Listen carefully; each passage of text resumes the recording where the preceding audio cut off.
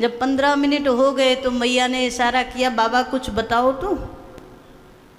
अब शंकर जी तो मैया की आवाज़ ही कान में नहीं जा रही। जब आप प्रेम में आनंदित होते हो ना, तो दुनिया का कोई सुर, कोई आवाज़ आपके कान में जाती ही नहीं। या तो ये कहीं कान में जाती है पर आपका ध्यान नहीं जाता। इसीलिए तो कहा गया है, जब आप ध्यान में बैठते हो, तो ध्यान में जब बैठते हो तो बाहर का कोई शोरगुल आपको परेशान ना करे, तब समझना ध्यान सच्चा है, आनंद सच्चा है।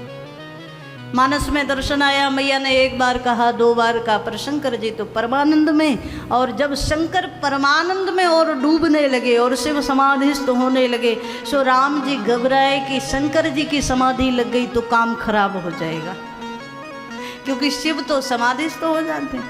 तो राम जी बाल स्वरूप में, अब बाल लीला करते हुए भगवान ने हाथ से दाढ़ी पकड़ी शंकर जी की और जोर से झटका दिया, बाबा कुछ तो बता दो, मैं ये 15 मिनट से खड़ी है।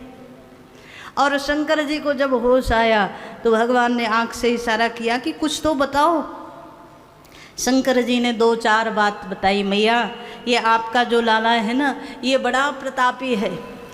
जैसे सूर्य चंद्र प्रतापी है, सूर्य के प्रकाश से सारी सृष्टि का अंधकार का नाश हो जाता है, वैसे ही आपके लाला के नाम से दुनिया के पापों का अंत होता रहेगा सदा सदा के लिए। भगवान के प्रभाव का वर्णन किया। विश्वामित्र जी तक की कथा कही। एक बाबा आएंगे, आपके लाला को मांगेंगे, आप दे देना। मैया बोली कि मेरे लाला को कोई मांगे और मैं दे दूं, ऐसा संभव है क्या? कोई आए और कहे कि आप अपना बेटा दे दो, दे दोगे क्या? तो मैया बोली मैं तो किसी कीमत पर ना दूं। शंकर जी बोले पूरी बात तो सुन लो, यदि आप दे दोगी तो आपको लाभ हो जाएगा। क्या लाभ होगा?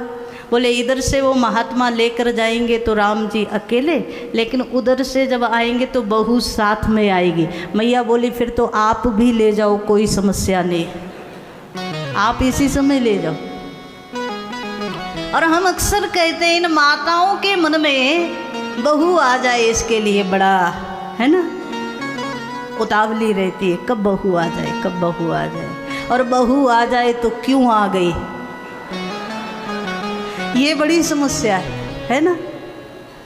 कई माताएं अपने मन की बात हमसे शेयर कर लेती हैं, तो कई बार बताती हैं, जब मैं जाऊं, जब जैसे बेटा नहाने गया तो माँ दौड़ कर जाती है उसके कपड़े निकाल कर देने, बहू आती है हाथ में से ही ले लेती है, माँ ये वाले वो पहनेंगे नहीं, दूसरे लेकर के आती हूँ। अब सास को लग गया, अच्छा जन्म से मेरे हाथ का पहनता था, अब तू आ गई तो तू निकालेगी वही पहने, है ना।